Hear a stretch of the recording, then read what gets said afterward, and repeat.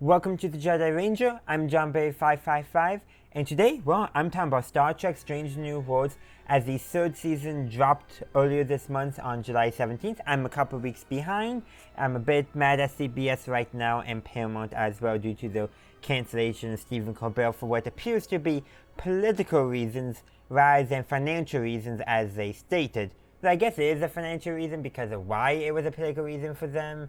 I guess. I don't know, but essentially, once Colbert's last episode airs in May, and once Star Trek Strange New Worlds done, I'm probably not going to be touching them for a little bit because I'm a bit mad at them.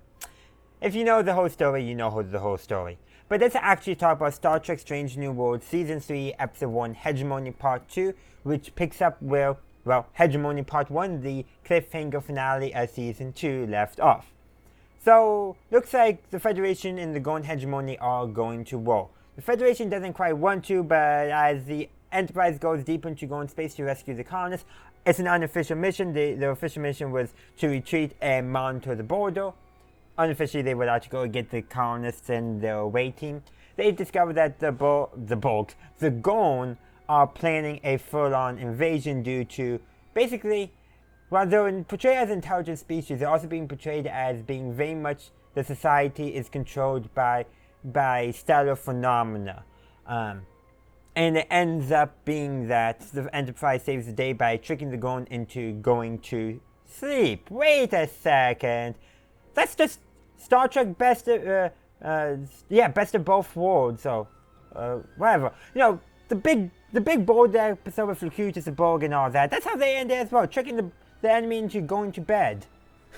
Okay, this is my second recording of this because I did not like my first one, and I had not caught that, and man, I can't believe they literally did the exact same way. So I will say in this time, it seems it's much more of a desperate move. They don't know if it's going to work. It does, thankfully, but they did not know it was going to work, and they nearly died doing it. And in addition to all that, meanwhile, on the Gorn ship by the way, they rammed the Gorn ship at the start of the episode to get a tracking device on it by firing a dud torpedo. Very desperate moves. But anyhow, on board that Gorn ship, the away team wakes up, Lalam wakes up first, probably partially because of her trauma regarding the Gorn, and they eventually are able to find a Gorn ship to escape on and steal the codes that are needed in order to beam the away team away, which the away team beam the colonists back to safety, which does succeed and work out. Majority of them are found.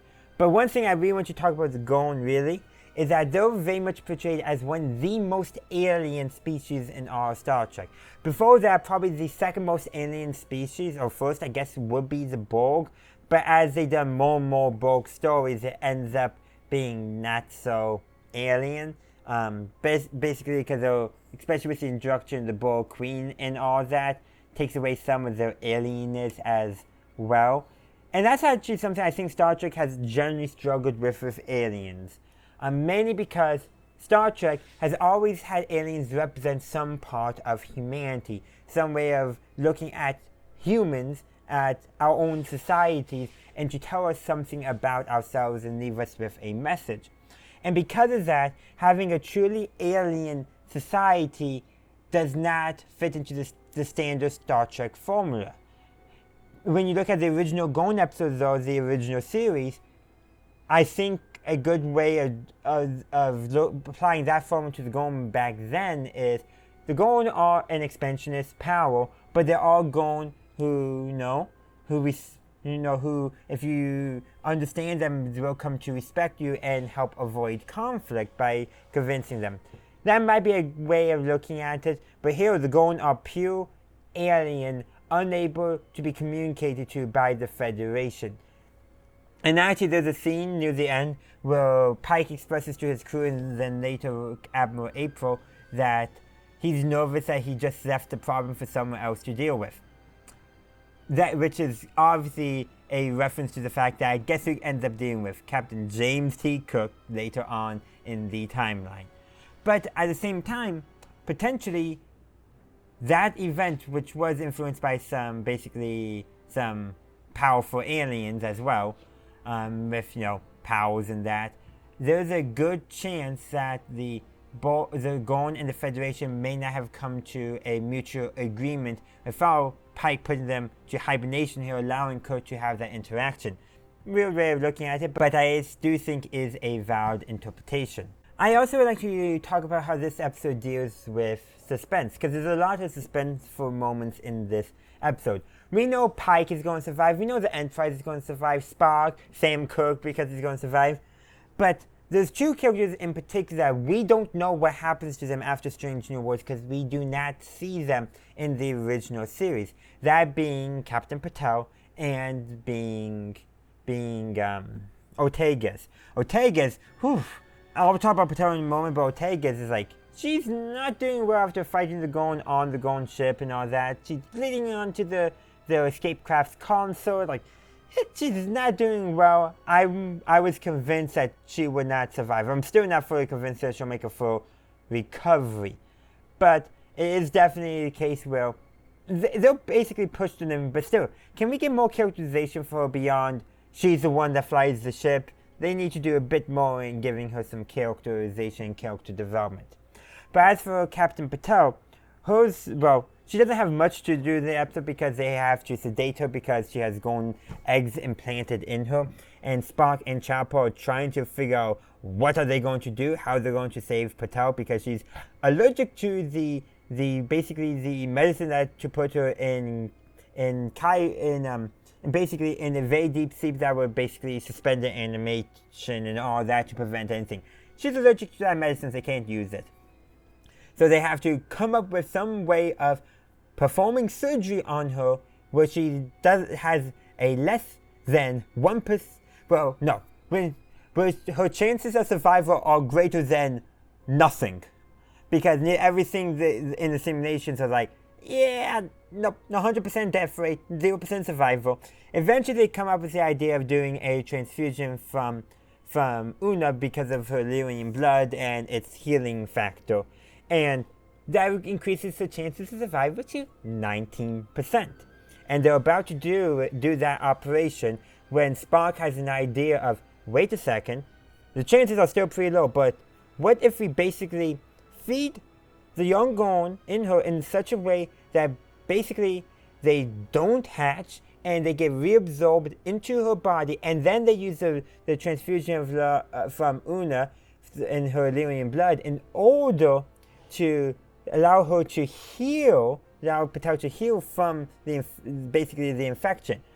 And it somewhat works. She's not fully recovered by the end of the episode when Pike goes to see her, but she's on the recovery process and they have now a method to deal with the Gorn. And I do want to address that scene as well, because during that scene before Patel wakes up, Pike starts saying the Lord's Prayer. I also believe there was an episode of Discovery where it alluded to the fact that Pike was Christian as well, though this is, I think, a little more obvious. Now, I'm also a Christian myself, so my interpretation of this will be colored by that. And I also want to mention that Star Trek's relationship with religion has been rocky over the years, especially in Next Generation, where I often found it took a very condescending view. And while Deep Space Nine, I think did a great job exploring the societal aspects of religion and tolerance and all that in a very great way that wasn't talking down, wasn't condescending. The best views of religion in Star Trek is always when they treat religion as a matter of personal faith rather than societal structure. That's generally when they seem to get it the most right and the most woke, the most accepting. Because Star Trek is always about this super woke and accepting future, and yet so often religion is treated super condescending, which always rubs me the wrong way, very counterintuitive. But here and a few other examples, they show like this person has a religious faith, but they don't force it on others. It's a personal thing for them. And honestly, as a Christian myself, I wish we were more like that in real life, where it was a personal matter, not a thing that we have to worry about with other people. We're here if someone wants to talk about it, but we're not going to force them to convert at gunpoint or sword point. And Star Trek is at best when it shows a multitude of people of different backgrounds and all that, and I love that. And this is a small scene that just reminds us, hey, this person is a man of faith, and it brings him comfort. He holds value in it, and I just love seeing that. But it also goes on to show us more of Pike's character, where he finally admits to Patel that he's afraid to do so. And I don't think it's a coincidence that being reminded of his faith right beforehand by saying the Lord's Prayer helped give him the courage to admit that to Patel. I don't think that's a coincidence, because that's a way Pike helps find strength in himself in those personal moments. But at least that's how I interpreted the scene. You guys might have some different interpretations, and that's the beauty of any media. There's always different interpretations. But Star Trek is still woke, just remember that, and that's why we love it. Just less of the condescending of TNG and more of the other stuff, please. Especially early TNG, which could be a whole nother video topic, and which I won't get into, but that's just more in general how I have problems with the early seasons of TNG from a condensation point for a lot of different topics. Very much holier than thou attitude. But I want to hear your thoughts. We have a comment section, so have at it and let me know what your thoughts are. Thank you for watching my video. I do hope you enjoyed it. If you did, please be sure to give this video a like and share. Also, consider subscribing to my channel to stay up to date on all my latest content. In the meantime, thank you for watching, and as always, have a good day, a good night, wherever you are. May the Force be with you, always.